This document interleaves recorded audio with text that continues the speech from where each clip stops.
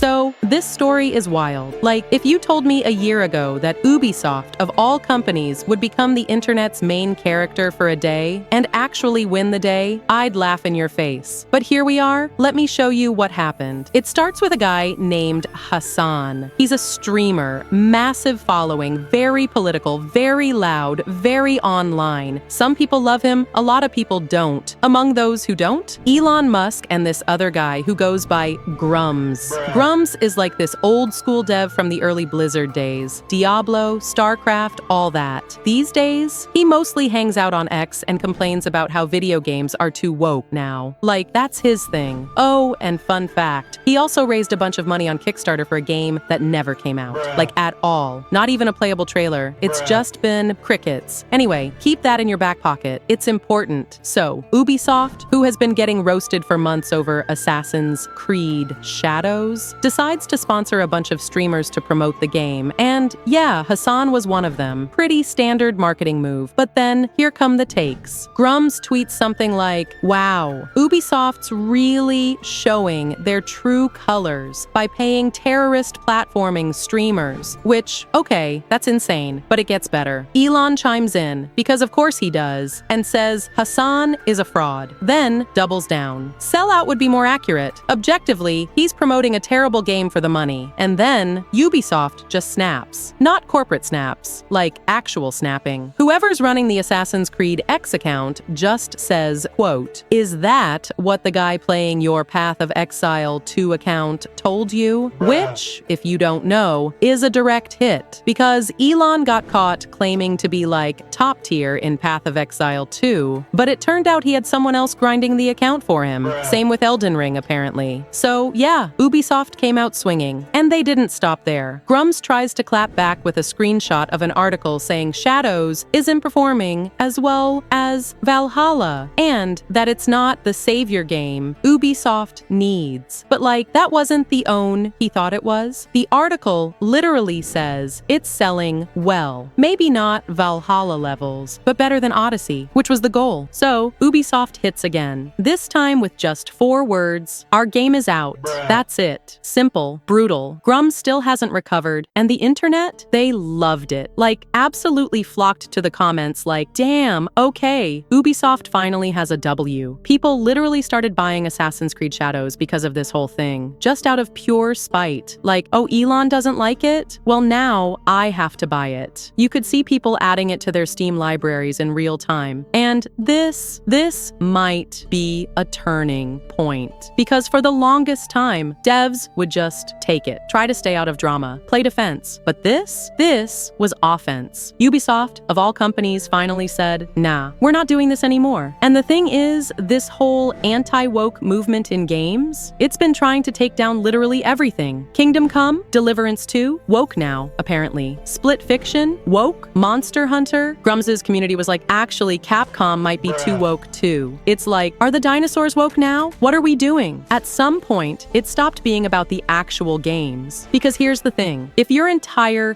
gaming philosophy boils down to, does this pass my personal purity test? You're not gonna be playing much of anything. Nothing's ever gonna be good enough. And meanwhile, some of these woke games, they're actually great games like Split Fiction, that thing's a Game of the Year contender, but some people looked at it and went, 2 female protagonists? Yeah, I'm out. It's like, bro, you're missing the point. And Ubisoft's social media guy, whoever they are, finally tapped into what most players actually want, to just play the damn game. No purity tests, no weird political litmus tests, just is it fun? Is it good? And that's kind of where we are now. So yeah, Ubisoft snapped, and weirdly, it might have been the best PR move they've made in years. So let's talk about Elon Musk, the man behind SpaceX, Tesla, and a few other big name ventures. But today, I want to dive into something something less obvious: his alleged obsession with ranking in Path of Exile 2. If you haven't heard, it's a Diablo-style game notorious for its massive skill tree and steep learning curve. Basically, a dream for hardcore players. Yet somehow, Elon is claiming he's among the game's top contenders. Seems pretty wild, right? Here's the deal. Path of Exile 2 isn't just any casual adventure. This is a game where players invest hundreds of hours grinding levels, hunting down gear, and perfecting skill builds. The folks who top these leaderboards usually sacrifice a huge chunk of their social life. Sleep schedules get wrecked, family gatherings get skipped, you name it. So everyone was already raising eyebrows when Elon started bragging about high-ranking achievements. How could a guy with 12 kids and a half dozen companies find time for that? You might be thinking, okay, maybe he's just a super genius with the perfect schedule. But the skepticism ramped up when people watched his streams. His character was allegedly unstoppable, but the man behind the controller seemed clueless about the basics. At one point, he didn't understand inventory limits. Another time, he forgot to use his mana flask for ages. Little slip-ups, but combined, they painted a picture of someone who might not actually be doing the grinding. And this is where it gets really intriguing. Rumors surfaced that Elon was possibly buying accounts or paying people to level up for him. In hardcore gaming culture, this is basically sacrilege, like stealing the trophy from someone who actually ran the race. Remember the times you've heard about soccer players diving to get penalties? Yeah, it's that level of controversy in the ARPG world. The community was quick to say, hang on a second, no one with that little knowledge of the game can realistically be top tier. Then came the big showdown with Asmongold, a popular Twitch streamer who called Elon out. He said if Elon could prove his leveling was legit, he'd start streaming exclusively on X, formerly Twitter. A huge high-stakes challenge, right? But instead of taking that perfect chance to clear his name, Elon started throwing jabs about editors, implying Asmongold wasn't his own boss. It was a classic dodging the question move. Reminded me of a politician who's cornered by reporters but keeps talking about something else. And it gets funnier. Elon's ex-wife popped up to defend his gaming honor, insisting she'd seen him dominate Diablo and beat other players head-to-head. So what gives? Was Elon once a legit gamer who's simply out of touch now? Did he really pour time into Path of Exile 2? Or is it just smoke and mirrors? The more he tried to explain or joke about it, the more the community sank its teeth in, dissecting every suspicious moment on his streams. Look, it's not unheard of for busy people to grab shortcuts in games, buying items or paying someone to do the leveling, but typically that's something you'd keep on the down low. The real kicker here is Elon's attempt to flaunt his hardcore gamer status, while simultaneously blundering through the game's most basic mechanics. It's kind of like me claiming to be a master baker while I'm still burning toast every morning. This whole saga also reveals something deeper about gaming culture. There's a big emphasis on authenticity, on wearing your hours played like a badge of honor. If you're truly at the top of a leaderboard, people assume you've put in the sweat, the sleepless nights, and the daily grind. So when it appears that Elon was bypassing all that, or at least not being transparent about it, the community took it as a personal insult. It's like a sacred code got broken. Now I get why Elon might want to look cool to gamers. Maybe it's about relatability. He wants to show that despite his billions, he's just like us, logging into a grueling ARPG each night. But ironically, admitting he's playing on easy mode, aka paid boosts, would have probably cost him less trouble than insisting he's a top-tier pro. The more he tried to prove it, the more suspicious everything looked, and the more content creators started picking it all apart.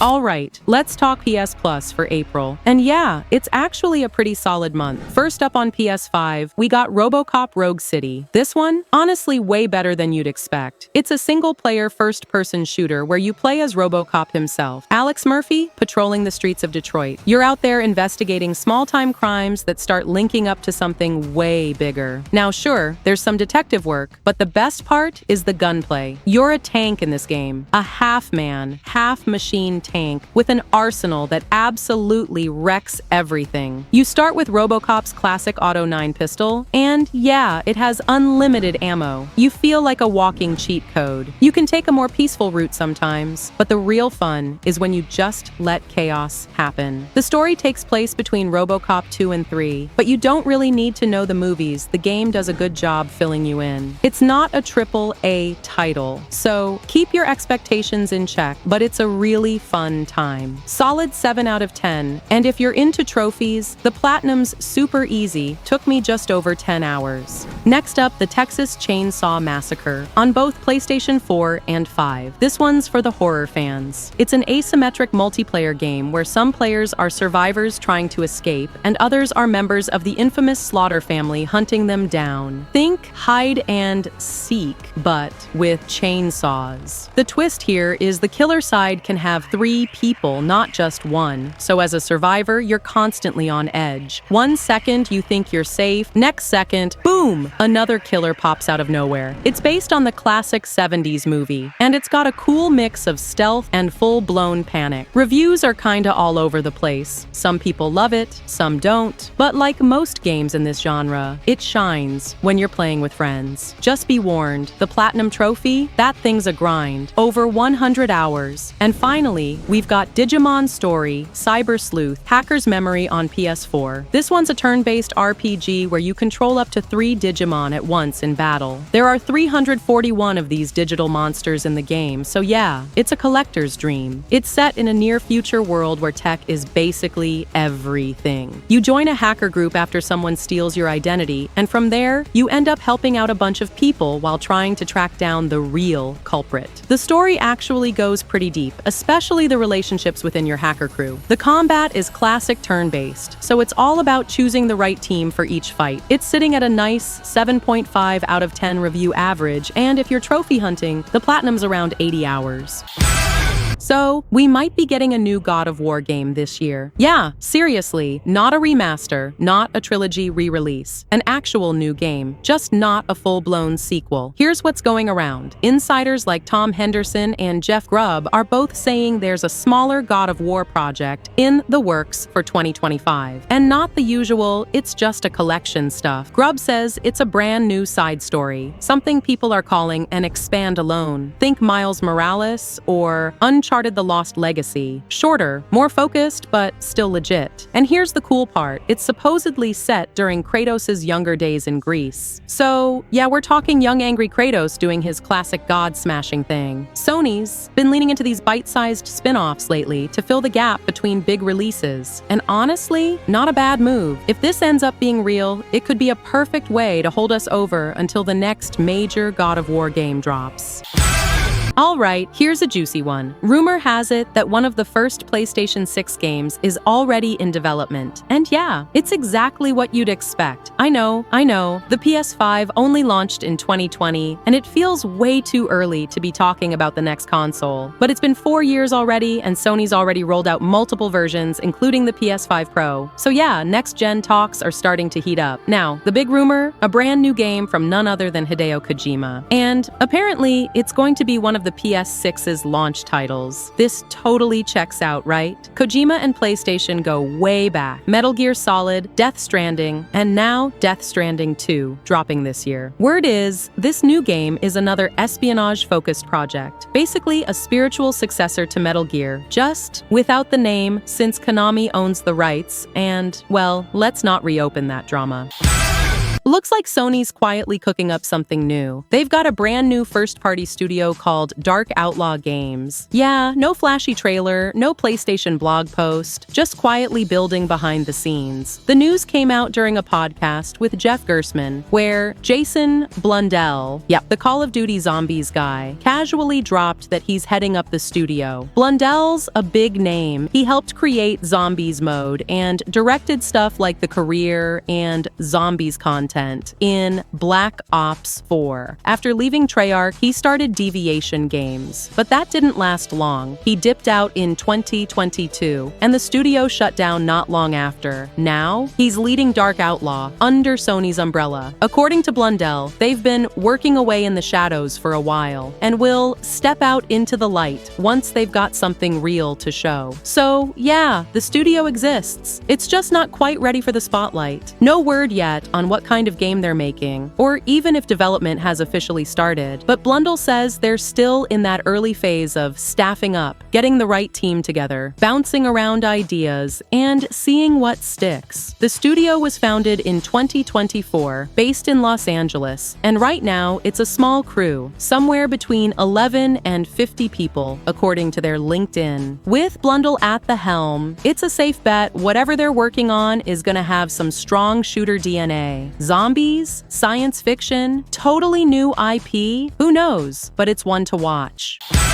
Alright, heads up, if you're into Gran Turismo 7, there's a surprise update coming. And yeah, it's actually a good one. Polyphony Digital is rolling out Update 1.57 for both PS5 and PS4, and it's dropping real soon. If you're in the US, the update goes live tonight at 10 p.m. Pacific Time. If you're in the UK, that's 5 a.m. tomorrow morning. So either stay up late or wake up early and jump in. Now, let's talk about what's in the update. They're adding 3 new cars. First up, the 2018 Aston Martin Vantage. This thing is built on the same platform as the DB11, but it's shorter, lighter, and just way more agile. It's got a 502 horsepower V8 from Mercedes-AMG. It does 0 to 60 in just 3.7 seconds, and it tops out at 195 miles per hour. It's fast, loud, and feels like controlled chaos on the road. Next is the 2021 Mazda CX-30X Smart Edition. This one's a compact crossover. It fits right between the CX-3 and the CX-5. It's not huge, but it looks slick. Mazda's design language, called KODO, gives it a smooth and sculpted shape. It's got a sporty vibe, especially for an SUV. Now for something totally different. The 2001 Renault Kangoo 1.4. Yeah, that's right. It's a quirky little van. Sliding doors, plenty of cargo space, and built for practicality. It's more of a utility vehicle, but honestly, it's kind of awesome in its own weird way. Aside from the new cars, there's also some fresh content in the GT Cafe. You'll find a new menu focused on Suzuki, and in World Circuits, 3 new race events have been added. The first one is the Sunday Cup at Brands Hatch Indy Circuit. The second is the European Clubman Cup 600, running in reverse at Deep Forest Raceway. And the third is the Japanese FF Challenge 450 on the Tokyo Expressway in the counterclockwise layout. But the biggest change, GT Sophie just got an upgrade. This is the advanced racing AI system that's only available on PS5. It's now at version 2.1. You can use it as your rival in custom races, on any supported track or layout in World Circuits. And this version, it's smarter. It's more aggressive. It actually feels like racing a real opponent. No more rubber band AI nonsense. This is legit competition. So yeah, surprise update. New cars, new races, smarter AI. It's not just filler, it's actually a solid step forward for the game. Okay, let's talk Skate Story. This game has been living rent-free in my head ever since I first saw it back in 2020. And now, finally, we've got an update. It's officially coming to PS5 alongside PC later this year. The news dropped during Sony's latest PS Indie Day. And honestly, it's about time. So, what is Skate Story? Well, it's weird, but in the best way. You play as a demon made of glass, skating through the underworld on a mission to consume the moon because, of course, you've made a deal with the devil. Totally normal stuff. You'll skate through 9 layers of hell, and the way you fight bosses? By pulling off tricks. Like the better you skate, the more damage you do. And in one boss fight, you're literally racing against time. You have to defeat the moon before the song ends. It's wild. There are over 70 tricks to learn, and as you progress, you'll level up by completing skate trials. Along the way, you'll meet some super bizarre characters, like a pillowy demon who runs a laundry laundromat, and a nervous subway train who shares poetry about the moon. Yeah, it's out there, but in a very cool way. Visually, stunning. Everything I've seen just oozes style. And that soundtrack? Chef's kiss. Solo dev Sam Eng is planning to reveal more this summer, and since Devolver Digital usually drops their own showcase during Summer Game Fest, we'll probably see more in June. I'm so ready for this one. Well, this came out of nowhere. The Last of Us Part 2 is getting a surprise update. Just when everyone thought Naughty Dog was done with the game, they randomly dropped new content in March, like, hey, remember this masterpiece? Here's more of it. The big news? The game's no return mode. That roguelike survival mode added in the PS5 remaster is getting a bunch of new stuff. Here's what's coming in the new update. 2 new playable characters. Bill, with a smuggler playstyle, and Marlene, rocking a risk-taker build. So yeah, some deeper cuts from the series, now fully playable. 4 brand new maps: Overlook, School, Streets, and Nest. Perfect for shaking up your runs in no-return mode. New trophies are being added too. So if you're a completionist or just love the thrill of a fresh grind, this one's for you. And for the cherry on top, there's a brand new Ellie skin inspired by Intergalactic the Heretic Prophet, Naughty Dog's next game. It's basically Ellie in Jordan A. Munn's red jacket, the one from the trailer they showed at the Game Awards. And no, you don't have to pay for it. You can unlock it using in-game points. The whole update goes live on April 3rd the same day. The Last of Us Part 2 lands on PC. And yeah, it's all free, no extra cost. Also kinda perfect timing. This drops just a little over a week before The Last of Us Season 2 hits HBO Max on April 13th. Pedro Pascal and Bella Ramsey are back as Joel and Ellie, and we're finally meeting Abby, played by Caitlin Dever. Naughty Dog really said, "We're not done yet, huh?" Your PS5 Pro just got better again. Sony's been quietly working behind the scenes on an update to its PSSR tech. That's their fancy upscaling feature. And the improvements are aimed specifically at fixing visual hiccups in some earlier games. Now, Ubisoft has confirmed they've been working directly with Sony for months to help refine it. And the results? Looking pretty promising. PSSR is finally coming to Assassin's Creed Shadows. And yes, the visuals are about to get even better. Now, here's the fun part. Ubisoft didn't actually use PSSR when Shadows launched. They were getting better image quality using their own upscaler at the time. But after teaming up with Sony and helping fine-tune the tech, they say they're now confident that PSSR actually beats their in-house solution, especially when it comes to tricky stuff like moving vegetation and water, which had been a problem in other games too. They told Eurogamer, PSSR is a new upscaler, and after an in-depth collaboration with Sony over the past few months, many issues have been addressed. So yeah, expect an update soon. And when it lands, Assassin's Creed Shadows on PS5 Pro is going to look even sharper. And the wild thing? The game already looked great even without PSSR. So once this rolls out, we're talking full-on showcase material. If you want to be ahead of all the gaming leaks and news, specifically PlayStation news, time for you to subscribe. And as always, a like on the video is very much appreciated.